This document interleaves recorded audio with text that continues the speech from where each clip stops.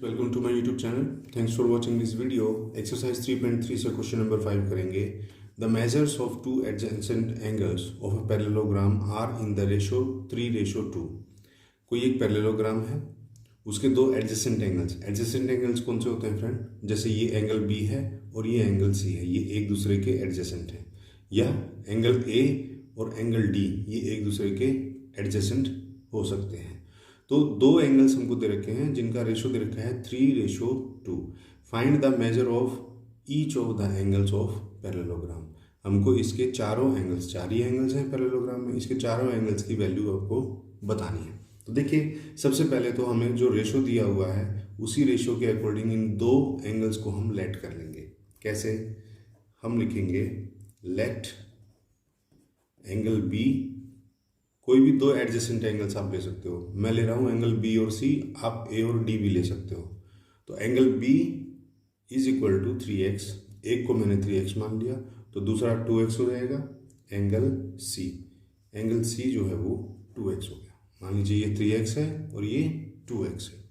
अब इसी से हम आगे क्वेश्चन चलाएंगे। देखिए, अकॉर्डिंग टू रूल क्या है? रूल ये है, angle B plus angle C, इन दोनों का सम होता है 180 डिग्री। और ये रूल होता है sum of adjacent angles of a parallelogram is 180 degrees. ये रूल होता है कि दो एडजेसेंट एंगल्स जो होते हैं पैरेललोग्राम के, उनका सम जो है हमेशा 180 डिग्री होता है।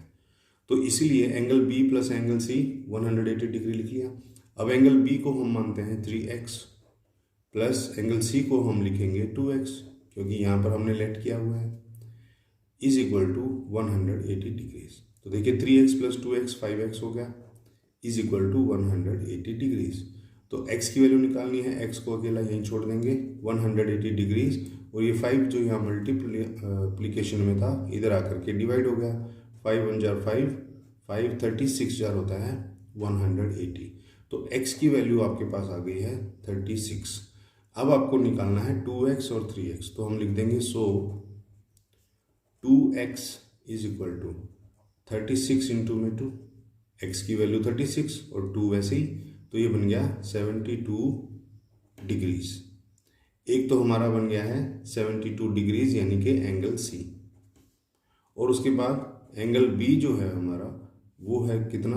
3x यानी कि 3 into 36 is equal to 108 degrees. तो एंगल बी की वैल्यू हमारे पास आ गई है 108 डिग्रीज। अब देखो, एंगल बी आपके पास 108 डिग्री आ गया और एंगल सी आपके पास आ गया है 72 डिग्रीज। अब हमें क्या करना है? देखो, अब हमें एंगल ए और एंगल डी भी निकालना है। अब पैरेललोग्राम की एक प्रॉपर्टी और भी होती है, वो ये होती है कि जो अपोजिट एंगल्स होते हैं वो भी इक्वल होते हैं। जैसे एंगल सी के अपोजिट कौन सा है? एंगल ए, तो ये भी 72 डिग्री हो जाएगा। और एंगल बी के अपोजिट कौन सा है? एंगल डी, तो ये भी 108 डिग्री हो जाएगा। तो हम लिखेंगे angle B is equal to angle D and तो इसको इक्वल लिख देंगे 108 डिग्रीज। और ब्रैकेट में रीजन जरूर लिखना होगा फ्रेंड। हम लिखेंगे opposite angles of a parallelogram are equal. तो इस तरह से हमारा एंगल डी जो है वो भी आ गया है 108 डिग्री का। नाउ अब हमारा क्या होगा? हमें एंगल ए निकालना है। तो हमें निकालना है angle A is equal to angle C, और एंगल सी किसके बराबर है? 72 डिग्रीज के बराबर। तो यहाँ पर भी हम सेम रीजन लिखेंगे, because opposite angles of a parallelogram are equal.